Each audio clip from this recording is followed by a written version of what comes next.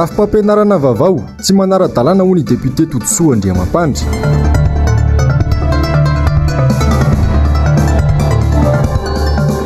Toe-karem-pirenena ratsy tantana miaratsy hatrany.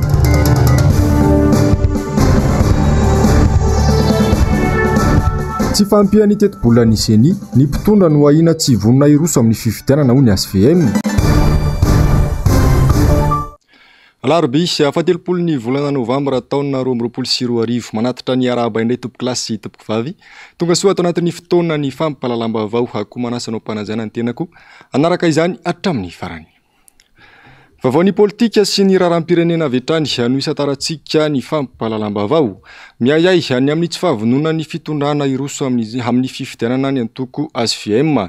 Nilaza manko ny filohan'ny CENI omaly raha niona tamin'ireo herivelona sy antoko politika ny amin'ny tsy anatanterahina ny fifidianana raha tsy feno ny teti-bola ho amin'izany mialy raronombana sy andry Rakotomala. Manamafy ny ayan'izy ireo ny amin'ny tsy fahavonona ny mpitondra ankehitriny iroso amin'ny fifidianana ny eo anivon'ny antoko SVM dahoriany ilazany filohan'ny CENI omaly fa tsy afaka ny anatanteraka fifidianana izy ireo ary tsy ampy teti-bola ety manatanteraka izany. Izy viatraikany avy hatrany amin'ny fiainam-pirenena ny mety ho akony. Tsy vahaolana ho man'ny firenena intsony ihany koa izy ny siny teteza miday indray. Izay tokoa nandrasana amin'ny CENI hatrany ela. Satria efa ilany na izay antoko politika no nanontany foana hoe firy marina moa ny teti-bola ilainareo CENI ahafahana manatanteraka eo ilay fanavaona natanteraka ilay izy fifidianana fa indrindra ny karakarana fifidianana communal ny tanàna zany fifidianana filoham-pirenena izay tokony ho atao amin'ny taona 2024 dia mitombona ihany ilay ahiahinay hoe sanatriavina ve tompoko le mpitondra amin'izao fotoana zao tsy te hiroso amin'ilay fifidianana satria hitantsika tsara ny teti-bola mpanjakana izay lanina atao amin'ny Assemblée nationale ny teti-bola hoentiny sy ny miasany ka ataoko hoe 60% eo ny volanaintsika ny karakarana ny communal tamin'ny taona 2024 tsy possible mihitsy na ahafahan'ny CENI manatanteraka ny fifidianana ray manontolo amin'ny hotely 2024 amin'ray hoentimanana amin'izao fotoana zao dia izy zay manahy fotsiny hoe le mpitondra ve efa nieritreritra mihitsy hoe tsy ankany amin'izany alternance démocratique zany tsika anankiray zay ny ayay faharoa koa zany apetrakinay hoe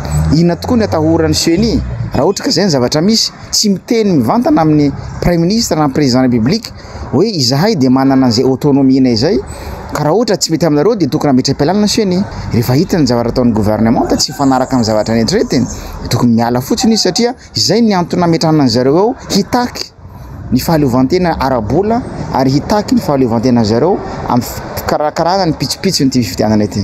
Mbola miantso hatrany ny amin'ny tokony anatanterahana ny dinga nasionaly ity sekretera jeneraly ny antoko SVM ity. Io ihany araka ny fanamafisany no lala tokana ahafahana mamany olana eto amin'ny firenena. Ankoatra izay, nanambara ihany koa izy fa misy ny vahaolana ahafahana mameno ny teti-bolan'ny CENI anatanterahana ny fifidianana amin'ny taona ho avy io saingy miankina amin'ny finiavan'ny mpitondra fanjakana izany. Izay foana no mahatonga anay mitaky atrakty androany ndao tsika ire tomboka ifampidinika andatabatra boribory ndao tsika déclencher ny olay dialogue politique dialogue national ao anatin'izany no ahafahantsika mijery hoe inona no olan'ny CENI na amin'ny lafiny ara-bola izany satria tsika ne tadiditsika foana ny fifidianana eto Madagasikara tsy mbola nisy mihitsy zay nataontsika hoe indépendance totale zany fa nisy foana ny fanampiny firaisam-be raisam-pirenena na ny communauté internationale tao anatiny kitapom-bolana CENI nahafahantsika natanteraka fifidianana eto Madagasikara amin'ny lafiny anankiray zay amin'ny lafiny iray faharoa koa inona ary ty resaka vola mihoapapana ao anatin'ny présidence république ity maninona raha ahena izany alefa ty amin'ny CENI satria ino prioritaire 2024 dia année électorale volan'ny fifidianana io fantatsika tsara zany tsy fotoana tsony zany mbola hanangananao manara-penitra etsieroa dia io zay hoe tokony mijerana zany koa le mpitondra zay mahatonga ny mametraka hoe tokony anatina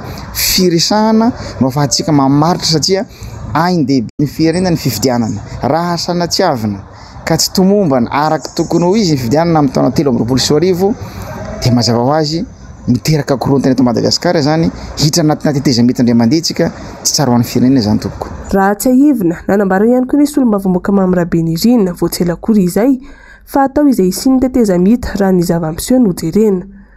Nanamafy ihany koa ny tenany fa tsy mankasitraka izany eo anivony antoko tiako Madagasikara. Raha ny teti-bola kosa no asindresaka enimpolo miliara ny teti-bola natokana tamin'ny fividianana filoham-pirenena farany teo. Midina ho 5.7 miliara izany tamin'ity teti-bola izay mitovy tamin'ny fanantanterahana ny fividianana kominaly efa taona lasa izay. Fateboka maromaro no voaboasina tao anatin'ny fandarana miara-manonja tamin'ity androany ity. Anisan'ny voaresaka tao anatin'izany ny zava-bitan'ny Filomary Karavalomanana izay izany izao fitondrana izao takomana sy fafana. Teo ihany koa ny firesahana ny firodana ny tranobe ny serasera sy ny kolontsaina tany Morondava sy ny volana tokana nanorenana izany izay tokony anokafana fanadidina araka ny nambarany teo anivon'ny miara-manonja trany Siamialy Rarinombana sy Andry Rakotomalala. Anisan'ny mampiavaka ny Filomary Karavalomanana tamin'ireo filoham-pirenena rehetra ny fandimby ny fanamboaran-dalana nandritra ny fotoam-pitondrany. Ho fitsonjovana ny rehetra, indrindra fa ireo tamintsamam-boly sy mampiakabokatra no nananganana ireo foto-drafitrasa ireo. Na dia izany mpitondra ankehitriny takomana sy fafana azy ireo zava-bitan'ny Filomary Karavalomanana ireo, tsy maty-pon'ny vahoaka malagasy maro nahita soa tamin'izany. Tsy hainy tsy hiteny ny zava-bita tamin'izany andro nitondrany président Ravalomanana zany. Ny teny erana sy ny fomba fiteny ny langaziny reto na olom-boafidy izy na olom-boatendry tompona raiki-panjakana miloko volomboasary dia zao ny tena miverimerina tato ato rehefa nisy ny débat ny fanaovana tamin'ireo olon'ireo. Andriamatora Ravalomanana dia tsy nanao zavatra afa-tsy indrindra fa lalana tany amin'ireo toerana misy ny orinasany. Dia hitanisa io vavolombelona ny namana avy any amin'ny faritra. Nisy ny lalana farafangana voiparara irondro manakara sy reny rehetrarehetra any.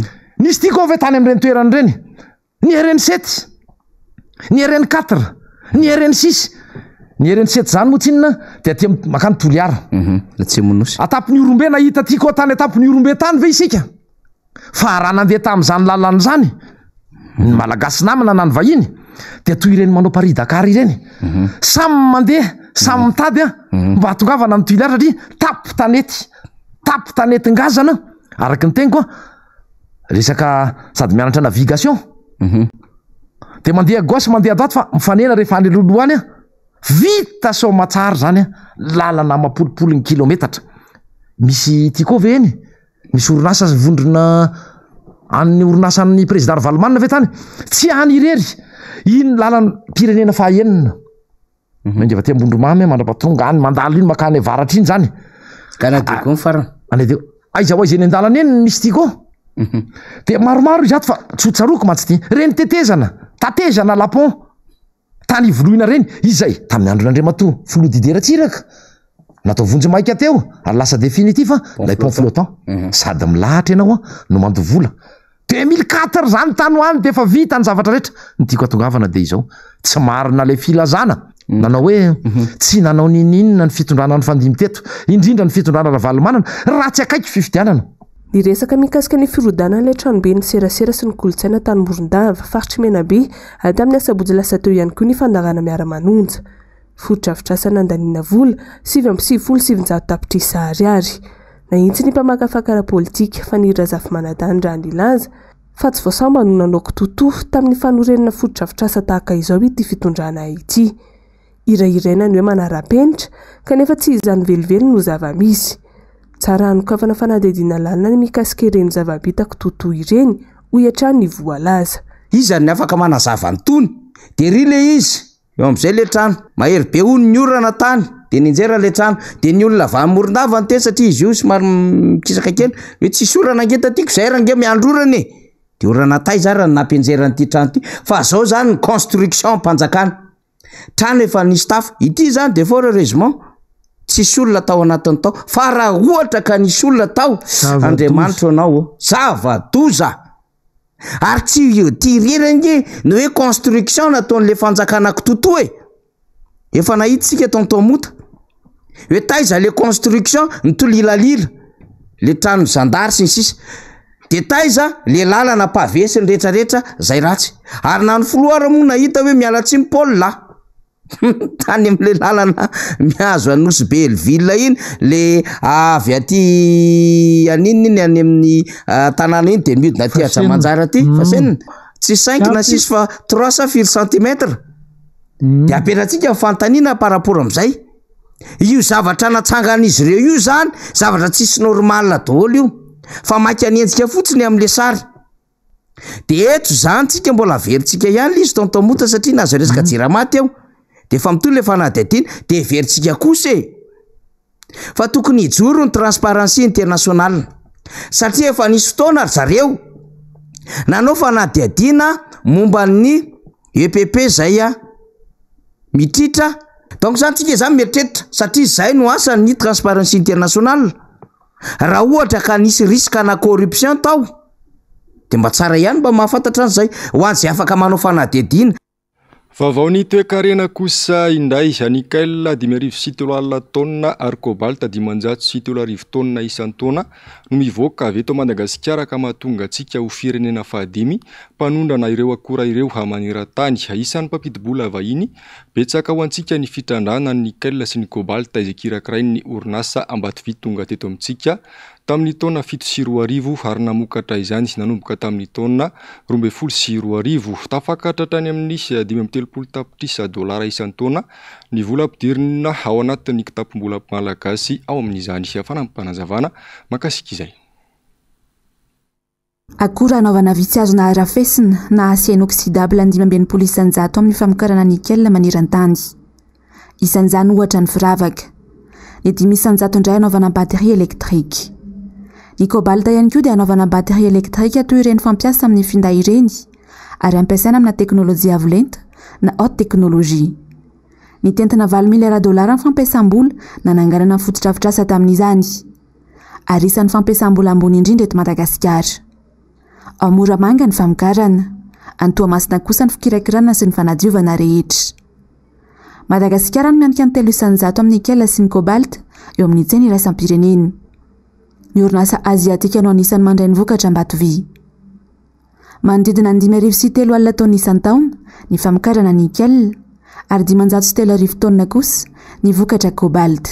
Tetika Ambatovy araka ny fahafantatritsika dia niainga tamin'ny tsy nisy satria dia noforonina avokoa ireo fototra-fitrasa ireo zavatra ny ilaina rehetra nanafana na natateraka ny orinasa sy ny tetikasa ankehitriny anefa 10 taona aty aoriana dia izany no orinasa mpitrandraka arena kibon'ny tany sy mpamokatra vokatra avy amin'ny arena kibon'ny tany lehibe indrindra eto Madagasikara ary ao anatiny 5 voalohany sangany maneran-tany amin'izay famokarana nickel sy cobalt voadio izay rehareo an'ny Madagasikara ary ihany koa ho antsika ho anay ato Ambatovy izany zava-bitsy izany. 200 lasaka kely eo no mivelona amin'ny Ambatovy ka ny 703 no mpiasa raikitra sy 10 isan-jato amin'ireo malagasy avokoa. 3 ny tansa malagasy 54 kosa ny orinasa madinika sy salantsala ny miara-miasa aminy. Araka ny fanazavana ihany manodidina $5.4 tapitrisa ny vokatra anaty no vidiana Ambatovy tamin'ny taon-dasy. Ankoatr'izay, mitentina $5.0 tapitrisa isan-taona ny vola vahiny miditra amin'ny kitapom-bola mpanjakana toy ny etra, ny aba sy ny tamberinbidy.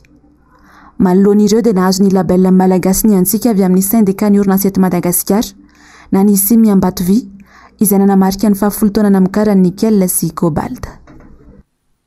Vaovao ny fampianarana kosa indray tsy manaraka ny lalam-panorenana sy ny fototra-fitrasam-pampianarana eto Madagasikara ilay tolo-dalàna momba ny fanitsina ny rafim-pampianarana vaovao eto amintsika. Laha ny tena nivon'ny anteny miram-pirenena androany moa ity tolo-dalàna ity izay nitondrany ny solombam-bahoaka Tima Tsikera Asin'Andriamalala sy Toky Ramallah. Tsy mifanaraka amin'ny lalam-panorenana ny andiny sasany ao anatin'ilay tolo-dalàna manova ny rafim-pampianarana vaovao eto Madagasikara. Tsy nihevitry ny mpiantsehatra ao anatin'ny fanabeazana eto Madagasikara avokoa no voarakitra ao anatin'ity tolo-dalàna ity satria tsy nisy ny fikanan-doha ho an'ireo mpisehatra amin'ny fanabeazana. Dia hieritrereto zareo hoe hofoanana zany le CPE dia enitaona classe de 6e zany enitaona zany vao manala CPE indray ao anatin'ilay izy dia atao zany izay anafoanana le CPE le enitaona nefany vao misy an'ilay hoe certificat équivalent na CEP zany le izy enitaona izay nefa le izy dia aiza ny infrastructure salle indrindra fa any ambanivohitra zany manampy salle ray zany isaky ny école na ny EPP io na ny école privé aiza ny vola amin'izany. Ny faharoa aiza ny mpampianatra amin'izany tsy ampy ny fanafanana ny mpampianatra. Ny fahatelo indray ny tsy mety amin'io dia hoe éducation inclusive. Le éducation inclusive zany de hoe le fahasembanana mahazo ny mpianatra zany de tiatavonjareo ho généralisena akambana hiaraka zany amin'ny mpianatra tsotsotra zany ny olona sembana fa hoany zany tsy metiny zany tokony misy fitaovana manokana aloha ampiasaina ao anatin'izany mbola tsy ary fomba amin'izany tsika. Ny faharo tsisy mpampianatra matianina betsaka mameno école eraniky ny Madagasikara ao anatin'izany. Nanamafy izany fanamariana nataony solombavambahoaka Toditsoa Andriamampandry izany ankomo ny solombavambahoaka Alain Ratsimbazafy. Io zany no tena ilana anamafisana hoe ahoana ny tena fandraisan'ny ministère raika amin'ny renforcement des capacités amin'ny mpampianatra. Faharoa fanontaniana dia hoe rovina no heverina ampiary reto amin'ny tany Repoblika Madagasikara ity lalana ity ho amin'ny toam-pianarana ho avy eo ve satria raha mihainoana daholo ny zavatra ampiasana teo hita hoe mandalo village rezabe tsika amin'ilay hoe fampidinana ny classe de 6e ho tafiditra ao anatina primaire zay akoatra ny resaka fototafinasa ny mahakasika mpampianatra sy ny sisa. Eo zany mametrahana fantegna rovina no heverina ampiary eto Madagasikara ity lalana ity mbola any 2025 de sa tonga dia amin'ny 2023-2024 tsika dia ampiarina ity lalana ity raha ohatra ka lany somatsara amin'ny antenera. Solombavambahoaka 13 no nandany io volavolan-dalàna io androany ary tsy mbola fantatra mazava ny taona anombohany ity rafim-pampianarana vaovao ity. Fahalantenanivon'ny antenimera-pirenena Omaly Ariva kosa ny tolo-dalàna momba ny fizakan-tenan'ny université anisan'ny namolavola sy nanolotra ity lalàna ity ny solombavambahoaka sady mpampianatra eny amin'ny université Toditsoa Andriamampandry. Asin'Andriamanala sy Toky Ramallah. Samy azo tombony amin'ilay tolo-dalàna momba ny fizakan-tenan'ny université anisana tolotry ny solombavambahoaka Toditsoa Andriamampandry avokoa na ny mpampianatra na ny mpianatra eny anivon'ny université miankina amin'ny fanjakana. Lany zato isanjato maly ity lalàna ity ary nampanohitra azy sady manana anjo anolotra tolo-dalàna toy izao hoy ity solombavambahoaka ity. Zay misy foana zany ny grevy na eto Antananarivo na ny Fianaratsoa na Diego na Toliara na Tamatavy zay zany aloha miantona hoe mba siny ny filaminana eny anivon'ny université. Ny faharoa zany dia mba fanomezana asiny ny asan'ny mpampianatra mpikaroka sy ny mpikaroka mpampianatra satria rehefa misy mpampianatra mpikaroka zay faratapony amin'ny fahalalana eto amin'ny firenena ka manoratra boky izy na manao publication izy na mampianatra izy ka misy tsy mifanaraka amin'ny hevitry ny mpitondra dia voazozo dia voatotoana zany ny zony ary dia misy zany ny fitoriana sy ny fisamborana azy ireny. Fa manomboka izao zany lany ny lalana iny dia tsy misy tsony zay fa afaka manao ny heviny akalalana ny mpampianatra mpikaroka ety amin'ny université sy mpikaroka mpampianatra afaka manoratra izy zay tiany soatana amin'izao fotoana izao satria nge olona manam-pahalalana sy manam-pahendrena ireo ka raha loatra zany izy raha tsy voasakasakana ny zony ao anatin'izay. Eo koa zany dia ao anatin'ny tolo-dalàna dia fanamafisana ny franchise universitaire satria rehefa mba manao ny heviny ny mpampianatra ny université na ny mpandrarana ny mpianatra dia hitatsy angamba ireny gendarme sy miaramila sy ny polisy mitsofoka amin'ny ancienne université. Manomboka izao zany rehefa lany io lalana io ary rehefa lany izy dia tsy mahazo tsy ataony tao filaminana tsony no mitsabatsabaka sa mitsofotsofoko ny amin'ny ancienne université zany. Ary voasoratra ao fa ny président ny université irery ihany ny afaka manala miteny hoe manao ny levée na franchise universitaire zany manomboka hatreto. Efa nampifanolana ny syndicat ny mpikaroka mpampianatra sy ny mpikaroka mpampianatra sy ny fitsarana avy momba lalam-panorenana moa ity lalàna ity ka nisy ny fantsiana tao anatiny. Iny minute iny zany ny salamy tsy dia mimety amin'ny asese loatra ny feony dia novaina zany izy hoe izy zany dia efa hoe rehefa tsy manototoana ny asana mpampianatra mpikaroka amin'ny asana izy satria manao fikarohana scientifique ireo mpampianatra ireo rehefa tsy manototoana ny cours zay ampianariny dia tsy tokony enjehana amin'izay zany izy ao anatin'ny io lalàna io. Dia efa nesorina zany zay terme na moa zay hoe tsy mampita ny ACC zany a ka mino izahay folo anatin'ny lalàna ny ACC ka de mba anaiky azy zany a zay lalàna zay velona zay laninay solombavam-boaka ny Madagasikara amin'ny mpanao lalàna anay zay. Andalany anivy ny anteny merandolona indraraka izany ity tolo-dalàna ity. Lafy mavao afatanteraka kosa indray izany antso fivoriana tsy ara-potoana androany tao amin'ny komuna Antananarivo renivohitra. Ny bantoerana tamin'izany ny momba ny etra izay midangana eto an-drenivohitra nafanana devitra ary taka ny mahazatra dia mifono hamistery ny momba io fitangana ny etra io. Asina Andrea Malala sy Toky Ramanilatra. Saron'ireo mpanolotsaina tanàna nandritra ny fivoriana tsara potoana natrehan'izy ireo nanomboka androany ny fandikan-dalàna nataony ben'ny tanàna Antananarivo renivohitra sy ireo mpiaradia aminy. Mitangana izay tsy izy ny etra ka nivoaboasa ny mpanolotsaina tanàna ireo fandikan-dalàna. Dia rehefa avy amin'izay tonga eto amin'ity abatiment ity tsika androany ao anatin'ilay fivoriana dia izay tena anteny tsy manaja lalàna io fa ny anay ny takinay dia avy ireno araka ny lalàna ny kajina etra. Inona ny tenen'ny lalàna 5 à 10% en valeur locative ny tokony ho tahaketra alaina amin'ny vahoaka dia ampiaro izay zavatra izay. Ary raha te hampiakatra ny etra dia ny lalàna ihany no miteny hoe rehefa tsy mahita marimarikiraisana ny commission municipale izay tokony hijoro ara-dalàna ampahafantarina mazava eto amin'ny conseil municipal dia mifampiakarana etra. Voalaza ny lalàna dia 10,000 ao anatin'ny 3 taona. Ka raha tsy nisy fampiakarana ao anatin'ny 3 taona satria izay ny argument resahany dia tokony ho ampiakarana 10,100 zany le izy. Zay ny tsy mivoana amin'ny lalàna. Fa zareo zany eto rehefa nandeha tao ny débat ny mpanolotsaina pro Naina Andrea Titoaina zany hoe mpomban'ny ben'ny tanàna izay tsy iza fa mpanolotsaina miaradia amin'ny filoham-pirenena Andry Rajoelina dia tsy manaiky fa io abattement io ihany no terendry zareo ho alefa hodiniany eto. Nefa io abattement io dia tenenina amintsika ry zareo ihany manazava hoe hatreo amin'ny 1 million d'ariary hony no misy alesokajy mampiasa mpanjakana sy le olona somary mety hoe sahirana.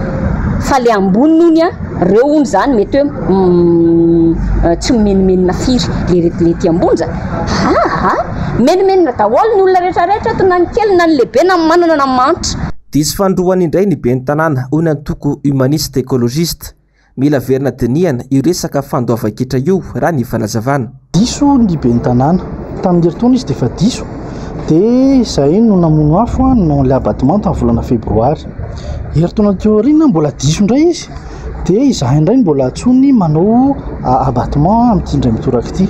Ka ny hevitra humaniste écologiste dia hoe tokony averina atao mihitsiny ny fikajianan'le trano izany hoe ny évaluation an'le trano ka ny bail comme bail na ny hofatrano no hikalkulena an'le izy. Amin'izay tsy misy fiadiana vidintsony le izy fa tena le vidiny marina le hofatrano marina no hikalkulena an'le etra tokony aloha. Ny zavatra mitranga mantsy raha abattement ny atao dia ilay efa diso zany mbola hiatra amin'ny herintaona dia mbola ho tratra daholo ihany tsika mianakavy raha izay. Faharoa hiakatra daholo ny hofatrano eto Antananarivo raha ohatra ka tsy tazominao io inona moa io hofatrano io etratrano lafo be io. Ratsaivina dia tafiakatra hatrany amin'ny 900 ny fiakarany etra eto an-drenivohitra izay manamarina ny nambaran'ny mpanohitra hatramin'izay fa tsy matotra ara-pitantanana na ny komuna Antananarivo renivohitra na ny fanjakana Foibe fa andrakandrana avokoa no betsaka. Any Mahajanga kosa indray izay mitohy hatrany ny antsojay atao amin'ireo mpivarotra trondromaina ao Mahajanga ao. Tsy misy valiny hatramin'ny androany ny fitakiana mikasika ny fiakaran'ny etra nalaina tamin'izy ireo. Tsy mavelo tena ny fanjakana fa mangary paosy fotsiny hoy ny sora-bavety izany hoentin'ireo mpivarotra nandritra izany MBS Mahajanga. Mbola mitony fitakian'ny mpandraraha filomaina momba ny ristorana na ny tamberim-bidy teto Mahajanga. Mbola tsy vavahan'ny fanjakana ny fitakian'izy ireto ka ny angaveny bazary Malaka izy ireo no nilanja sora-bavety ny azo ny lapan-tanàna na keny amin'ny bloc administrative. Gaga nefa izy ireo rehefa tonga teny fa mpitandro ny filaminana no tsena azy ireo ary nanaka ny diany tamin'izany. Raha ohatra ka manana taonina araka aloha dia mandoa 1 million. Raha ohatra ka manana 20 taonina dia mandoa 20 million. Tsy zaka izany. Io dia produit misy dépense maro be aminazy io. Dia noho izany tsy azona ekena zany izany fitangana zany. Ary zavatra mampalahelo tokony isy tokony isy fifanarahana zany ho an'ny zareo tompony andraikitra sy ny mpivarotra. Zany hoe mifanakalo hevitra aloha zay vao manapa-kevitra zay vao mamoaka délibération fa tsy azo atao zany manao fora zany hoe zay tiana atao zany tonga dia tanterahana misehatra vahoaka madinika rehefa nytaona isavorivory tsy nitabataba dia ny solo tena dimy foana no nekenireto mpitandro filaminana hiakatra amin'ny bloc administrative rehefa tonga teny anefa dia tsy tao antoerana ny tompona andraikitra tokony handray azy ireo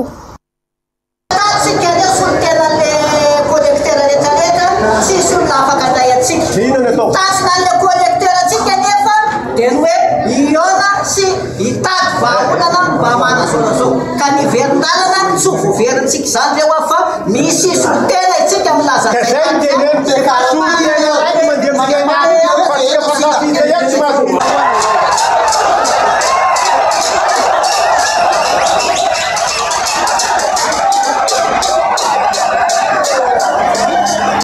Fami Batatiraka izay no azo amitinana ny valin'ny fanadihadina nataon'ny COF Resources tamina olona 400 miparitaka amin'ireo faritra 17 fa momba ny resaka tontolo iainana ny fahazahoana vaovao ary ny toe-kare pirenena malagasy 7 amin'ny 10 no milaza fa mitotongana ny fari-piainany tsy misitraka raha misotro madio tsy ampy sakafo ary tsy afaka mitsabo tena ihany koa ando miaratina sy hatahirnena. Miaratsy hatrany fiatraikany fiovaovan'ny toetrandro eto Madagasikara. Ny aina ahitany sy tondradrano ny malagasy tamin'ny taondasa. Ny fandripahanala sy ny fahalotomin'ireo loharano no tena olana raha tontolo iainana lehibe indrindra eo imason'ny malagasy. Tsy mankasitraka ny zava-bitany fitondram-panjakana amin'ny ady amin'ny fiovaovan'ny toetrandro ny 20 isanjaton'ny malagasy izany hoe ny atsasa manila raha ny vokatry ny fanadihadina. Mihefitra ny akamaroan'izy ireo fa tompona andraikitra voalohany ny fitondram-panjakana amin'ny fanarenana izany ary manana didy ihany koa ny olom-pirenena tsirairay. Ny vohitra tamin'ity fanadihadiana ity ihany koa fa miaratsy hatrany ny toe-karem-pirenena raha oharina tamin'ny 12 volana lasa. Tsy afa-po amin'ny zava-bitany fitondram-panjakana ny akabeazan'ny mpamaly amin'ny famerana ny vidin'entana sy ny fampianana ny elanelana misy eo amin'ny manan-karena sy ny mahantra, ny fanatsarana ny fari-piainan'ireo mahantra, ny famoronana asa ary ny fitantanana ny toe-karena.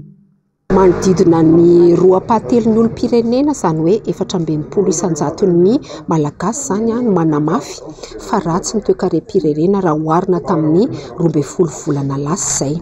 Satria malagasy 7 amin'ny 10 no mamaritra fa ratsy na tena ratsy ny toe-karem-pirenena amin'izao fotoana izao ary koa ny fari-piainan'izy ireo manokana. Raha oharina tamin'ny taona 13 izany dia nitombo 13 isanjato ny sala anisan'ireo mamaritra hoe ratsy ny toe-piainan'izy ireo raha mihoatra ny tamin'ity 2020 sy 2020 ity. Ny sedra tsy fananam-bola, tsy fahampitsakafo ary tsy fahampian'ny fitsaboana ary tsy fisian'ny rano fisotro madio ny akamaroan'ny malagasy tao anatin'ny 12 volana farany teo izany ary 70 isanjaton'ny malagasy izany no milaza fa miaina ao anatin'ny fahantrana lalina na atonony. Nahazoana valy ihany koa ny mahakasika ny fahalalan'ny asa fanaovana gazety tao anatin'ity fanadihadiana ity. Fantatra tamin'izany fa ny 520 isanjaton'ny malagasy dia mahazo vaovao amin'ny alalan'ny fampielezam-peo. Voatohitohina ary misedra olana maro lafy anefa izy ireo amin'ny fahazoana izany. Farafahakeliny ny 2.7 ny olom-pirenena no tsy mahazo vaovao matetika na tsy mahazo vaovao mihitsy amin'ny alalan'ny fahitalavitra, ny onjam-peo, tambazotra sosialy, ny gazety an-tsoratra ary ny aterineto. Ny 2.7 ny malagasy no mihefitra fa tokony afaka moka hevitra malalaka tsy misivana avy amin'ny fitondram-panjakana amin'ny alalan'ireo aina aman-jery ary olom-pirenena 70 no mahita fa tokony anadiady tsy tapaka sy tatitra momba ny kolokolo sy ny zavatra tsy mety ataon'ny fitondram-panjakana ny aina aman-jery. Vavaony sosialy fisotroana noho ny tsy voaloha ho an'ireo mpiasam-panjakana karama tsy voaloha ho an'ny sehatra tsy miankina zo tsy voahaja. Santionany tamin'ireo herisetra mianjady amin'ireo mpiasa malagasy ireo fa ny avy amin'ny sehatra tsy miankina izany na avy amin'ny miankina amin'ny fanjakana. Manoloana izany dia mitaky ny anafoanana ny herisetra misy eo anivon'ny toeram-piasana ny ampiarana ny fanjakana ny lalàna mikasika ny zo ny mpiasa ny fivononan'ireo sendikan'ny mpiasa na ny SSM izany. Ravira Zafimaina sy Manofo Randriamanana. Manambola ny fanjakana 5 milim kipy raha ny fahitandreo farimbolana sindikaly miado an'izony mpiasa. Pirofo izy ireo ny fizaozahoana ny fampiasana ireo fitaovam-panjakana sy ny volam-bahoaka ataondreo mpitondra amina resaka politika. fa maninona ny fanjakana ny afaka manao plaisir fandandanina etseroa tsy mitsahatra mihitsy ny fandaniana nefa ny arapat sosialy sy ny mpiasa izay nahavita be teto amin'ny firenena no atao tangena ohatran'izao ny ainany tena hiaran'ny erisetra ara-sosialy sy ny ara-toekarena. Ny olana nefa ny fanjakana ery ankilany dia variana amin'ny liba amin'ny zavatra izay tsy mahasokoriny ny vahoaka. Adiny tanteraka ny resaka sosialy ary rehefa mitaky ny mpiasa dia lazaina tsy misy vola foana kanefa ny zavatra hitanay dia tsy izay ny zavatra hita aty ivelany fa manambola ny fanjakana raha ny firetiretiavan'ny fanjakana aty ivelany. Tsy ny sehatra tsy miankina ihany no iarany herisetra fa hatramin'ireo mpiasam-panjakana alaolana hatrany filazana fa tsy manambola ny fanjakana akampy filafilaina hatramin'ireo zokiolona misotro ronono. Tena hiarana zany herisetra ara-toekarena sy ara-sosialy zany ihany koa zany ny ety amin'ny fanjakana ny eto Madagasikara ty amin'ny fantatsika mbola lasaky ny $2 isan'andro isan'olona ny karama farany ambany ny sehatra tsy miankina mbola le hoe amin'ny titony ty ihany 500 sy 1000 fa amin'ny 320 dia midina 700 sy 100 herisetra ara-sosialy everiny fanjakana zany amin'izao tsika hoe reo tsy afaka manao ninino reo mpiasa reo. Ny mpisotro ronono aty amin'ny fanjakana zany tena zava-doza ny asa satria ny volany mihitsy ny azy 0 ariary ao anatin'ny comptiny. Ny kinapina mbola mba misy vola kely eo zany fa ny fitantanana no tsy mandeha amin'ny zelony fa ny eny aty amin'ny ara-panjakana tena tsisy vola tsony mihitsy dia mitady etseroa zany ny fanjakana isaky ny mandeha. Olana mipetraka ihany koa ny fandikan-dalàna nataon'ny mpitondra ka miatraiky amin'ny vantana any amin'ny mpiasa. Tsapa ny fanososen'ny fanjakana an'izany hoe lalàna velona zany. Raha izao ohatra raha tsy ilaza fa tsy ireo zokiolona efa nisotro ronono izay efa nahazo alalana avy amin'ny fitsarana hoe tokony homena ny zoany dia nefany tsy rarahin'ny fanjakana izay didim-pitsarana izay. Karama mahavelona ve ny zavatra misy amin'izao fotoana izao fa dia tsisy izay tsy menomenina ny mpiasa malagasy na any amin'ny sehatra tsy miankina na aty amin'ny sehatra miankina amin'ny fanjakana na ireo miasa tena. Tsy araky ny eritreretina ny zava-misy ho an'ny zokiolona tsy misy dikany izany misotro ronono izany fa tsy maintsy mitady raha te homana. Izany ny eritreritra hoe rehefa retraité dia milamina tsara dia mipetrapetraka tsara ny zavatra misy amin'izao fotoana izao mifanohitra tanteraka rehefa fantatra hoe misy ny antsonjay misy ny fanagazana ny anjara masoandronao ny anjara volanao indrindra ho an'ny fonctionnaire retraité dia mahatsiaro sala amin'ny hoe diso raha toka mipetraka amin'izao tsy manao inona. Efa tamin'ny 2015 ny tenako no retraité dia ny apahana enda amin'ny té d'installation ihany no nomenanay fa le ambiny dia mbola tavelany ary io le takinay ho aloha aty aminay tsirairay rehetrarehetra. Tafiditra ao anatin'ny 12 andro iadina amin'ireo endrika herisetra rehetra misy ihany koa ny syndika ho fitakiana zony mpiasa fa rimbona ny syndika rehetra anaitra ny fitondram-panjakana indraindraikitra. Vaovao ny fitaterana kosa indray anampiakapeo ireo fivononambe ny mpitondra fiara vaventy miazo ny lalam-pirenena voalohany fa efatra fa enina ary fa fito mahakasika ny faratsian-dalana izay tsy misy fanamboarana hatramin'izao. Fampanantenana trano no ataon'ny mpitondra fanjakana tsy mangarahara ihany koa ny mahakasika ny fiara na ny fond d'entretien routier fa mbola mampitaraina ireto farany ihany koa ny fakana vola mihoatra ny tokony ho izy eny amin'ireo toerana fandanjana fiara. Ravitra Zafamaina sy Manofo Randrimala. Roa taona mahery izao no nampiakapeo ny fikambanana be ny ireo mpitondra fiara vaventy noho ny faratsian'ireo lalam-pirenena. Hitrangana lozam-piarakodia matetika izany ary saika voakasika ny lalam-pirenena voalohany fa efatra fa enina ary fa fito tsy hanavana na fiara kely na lehibe. Ny mangarahara amin'ny fampiasana ny volan'ny fer no takian'ireo mpitatitra amin'ny fanjakana hikojakojana ny lalana. Tsy hitanay intsony le hoe ahoana ny travaux d'urgence ny lavaka raha ohatra tsy tempotsika fa anjiro Antananarivo zany fa tena ratsy lasa totohatra ny lalana.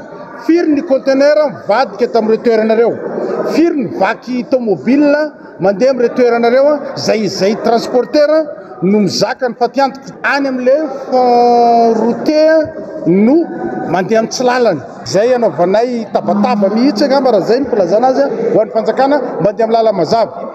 Io vola fer io dia anomboka androany izay association rehetra misy eto Madagasikara dia angataka amin'ny parlementaire anao enquête parlementaire taky zahay mpitatitra mikasika ny mangarahara mahakasika ny fer io satria ny antony dia io ny tokony miahya ny ARM. Fampanantenana trano no atao mitondra fanjakana na misehatra na inona izany. Tokony omeny fanjakana ireo mitaraina mba hangina saingy tsy tanterahana izany fampanantenana izany. Victime rehetra ilainy fanjakana vola rehefa anao izy alasa ty aminay ny rihatra. Ohatra zao fanaovandalana mahatonga ny arène 4, arène 2, arène 7 io tsy vita. Dia ohatrany hoe izay no mitondra enta mavetsatra. Aza dinitsika fa vao tao anatin'ny confinement roa taona lasa tamin'ny tompona ndraiky mpanjakana teo dia ny hoe apetraka ny balance mba hitandrovana ny lalana. Nanaiky zay nisy fanarana nisy arretena voaka mitandrovana ny lalana. Aleo voara mitendry promettre hoe afaka heritaona vitanay ny lalana fa contrôlenareo. Ny contrôleny izahay nandeha ara-dalàna balance tonga ny androany mbola tsy vita ny lalana roa taona teo ariny. Mandina ny eny Antsiarareo ny vola omanina mpitatitra fiara vaventy iray miainga eto Antananarivo makany Toliara. Tafiditra ao anatin'izany ny vola omeny ireo mpitandro filaminana eny an-dalana, ny vola alaina amin'ny fandanjana fiara sy ireo pitsopitsony samihafa. Misy fitadiavam-bola tsy aratrariny atao amin'ireo mpitatitra ka manao antsoava amin'ny tompona andraikitra. Tokony zahay transporteur ny victime hisantoka ny problème na balance io anjaran'ny fanjakana io ao ny ministère ny commerce, ao ny ministère ny finance, ao ny ministère ny transport, ao ny ministère ny travaux publics. Dia izahay efa majinika ary efa hoe miezaka zay amin'ny fiakaran'ny carburant manao zay zakany ainay zahay amin'ny vitsolotra. Nefa zao mbola hianjady aminay indray ny vola balance. Aminay ny balance dia tokony tsy atao fakana vola ho an'ny transporteur fa natao kosa anara-dalàna lanja ny transporteur dia mandalo fotsiny. Balance égale ikojana ny lalana mba tsy simba. Ajatony tapitrisy isan-taona ny vola tokony arotsaky ny fanjakana any amin'ny fer ikojakojana ny lalana avy amin'ireo kompania tsolika. Samy mahafantatra ny rehetra fa lalan-drano fampandrosoana ny firenena ny fahavitana lalana saingy tsy lara-pahamena loatra izany ho an'izao fitondrana izao raha tsy hoe misy tombotsoa manokana. Pejy ny fanatanjahantena kosa indray niatrika fiofanana nanamafy sy nampitombo ny traikefany ireo mpanazatra sy mpitarika klioba eo amin'ny taranjatolona androany sy atetsy amin'ny ANS Pefilo teratany vahiny manana ny fahaiza-manao no mitarika izany vokatry ny fiaramiasa teo amin'ny filohan'ny federasiona malagasy ny tisy taranja ity Andomeratiana sy Tahirina. Miatrika fampiofanana avokoa ny ligy rehetra izay mandrafitra ny federasiona taranjatolona mandritra ny herinandro. Manampahaizana avy any ivelany no tonga mizara ny traikefany ho an'ireo mpanazatra sy atleta maniry niditra eo amin'izay sehatry ny mpanazatra.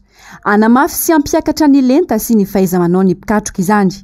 Mitady ny fomba rehetra azona vokatra ny federasiona na tsy misy aza ny tohana avy amin'ny fitondram-panjakana ho an'ny taranja misy azy ireo. Hatramin'izao mantsy mandeha amin'ny herin'ny tenany ihany ity federasiona ity. Raha ny tena izy manomana jeu anankiray ao anatin'ny efa-taona satria olympiady io efa-taona zany duren'ny olympiady anankiray. Hatreto aloha zany dia tsy afenina fa misedra olana ny eto anivon'ny federation ohatran'ny sport rehetrarehetra satria mbola tsy tonga ny fanampiana avy amin'ny fitondram-panjakana ahafana manomana ny ankizy. Fa ny zavatra ataonay zany zao dia tena hoe tena ny herin'ny federation manokana zany no hiatrehanay ny fampivondronana na ny regroupement amin'ny fanomanana rehetrarehetra hatramin'ny janvier nakaty.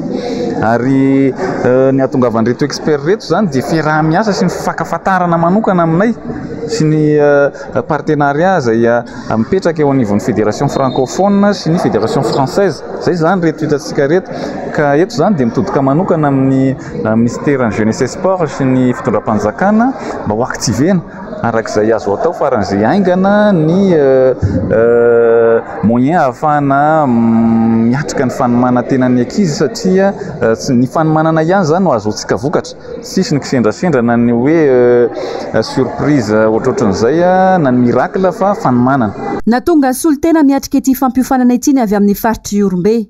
Tamin'izany indrindra nanaovan'izy ireo antsoavo amin'ireo tompon'andraikitra nijerena manokana ny tanora misehatra amin'ny fanatanjahantena mba tsy havery momboka nezaka efa vita. Ny tombotsoa amin'izao dia hanabeazana an'le ankizy mifatotra orombe zany amin'ity stage izay ataona ity. Ahafahan'ny ankizy amin'izay zay dia vonona tokoa sa ny ankizy ny orombe zany no taranja tolona io fa miangavy fosiny zany amin'le faritra orombe le mpitondram-panjakana mba hanampy io ankizy io fa dia miady mafy mihitsy zay ty le mpitondra sy ny président ligue amin'ny resaka déplacement io. Resaka kotrana moa resaka salle moa dia io le problème zany amin'ny faritra orombe amin'ny resaka sport en salle reny zany resaka art martiaux io le problème dia io moa zany sorana manokana koa zany ny président ny directeur du sport mba namisy salle io zany izy moa sorana koa zany ray aman-dreny mba manampy ny zanany zany mba tiany hanao sport mba ny ray aman-dren'le ankizy koa miatika an'le fitaovana amin'ny resaka akanjo maillot boty. Tsy mijanona treo fa mbola itony fampihofanana omena ny mpikatroka ny taranja tolony. Isy manampahaizana sy mpikatroka tolony avy any ivelany hafa ho avy eto amintsika izara ny traikefany. Tanjona hatrany hanatsarana sy ampiroboroboana ity taranja ara-panatanjahantena ity. Etsika tafiditra indrindra amin'ny fiomanana ny fiatrehana ny lalao nosy amin'ny 13 efa nanomboka ny fiandohan'ny taona teo ny fampifondronana ireo mpikatroka ary mitohy hatrany izany. Isy fifananana iraisam-pirenena hafa atao eto Madagasikara mitondra ny anarana hoe Relève des Jeunes latsaky ny 17 taona atao etsy amin'ny kianja mitafa Korondrano no asabotsy zao. Lalao fanomanana ho fiatrehana sady ny lalao olimpika ho an'ny tanora atao an'ny Sénégal amin'ny taona 2024. Amaranantsika ny fampalalam-baovao ny maresaka iraisam-pirenena niteraka korotana teo amin'ny sampanoana ny Iran sy États-Unis ny fanohikevitra ny vehivavy Amerikanina iray atao arian'ny lalao hanifanandrinana ny rototo tao Mali izay tafiditra amin'ny fiadina ny tompon-daka eran-tany amin'ny taranja baolina kitra hafanehoana firaisan-kina mikasika ny famonoana ilay tovovavy iray tany Iran ny faraparany volana oktobra lasa teo no antony raha ny loharam-baovao avitra solonaibe Mathieu Prince. Niondrika rainy ohatra teo anatrehany États-Unis ny ekipa pirenena iraniana tamin'ny lalao natao alina. Nandritra ny valan-dresaka ho an'ny mpanao gazety, fanao rehefa vita lalao no nisehon'ny trangana herisetra. Vehivavy iray mpanohana any États-Unis nanao hafatra tamin'ny mpanao gazety italiana iray. Naneho ny firaisan-kiny mikasika ilay vehivavy iraniana mahatonony ny tsy fanaovana saron-doha ity vehivavy Amerikanina ity ka teo ny nitrangan'ny fifandirana. Avy hatrany dia nanao fihetsika mahery tamin'ilay vehivavy ireo mpanohana iraniana raha ny fantatra. Voatery ny trantsehatra nanelanelana ny polisy Katari, niezaka nandamina sy nandrindra ny filaminana ireo polisy ka niravina ihany ny disadisa avy eo. Maro amin'ireo mpanohana nandritra ity fiadinan'ny tompon-daka maneran-tany amin'ny baolina kitra ity no mitondra akanjo misy soratra hoe fahafahana miaina malalaka ho an'ny vehivavy. Toy ny mahazatra dia ny fandaharana ahona marina ny fandaharana Global News ireo no arainao avy hatrany aorian'izao fampalalam-baovao izao. Aorian'izay kosa ny fandaharana Hasailas zao Fish Étoile d'Hollywood io kosa ny lohateny noronantsara indray miseho atolotry ny MBS ao anao amin'ity androany ity ny sampana fampalalam-baovao manome fotoana anao amin'ny rahampitso indray velomary tompoko.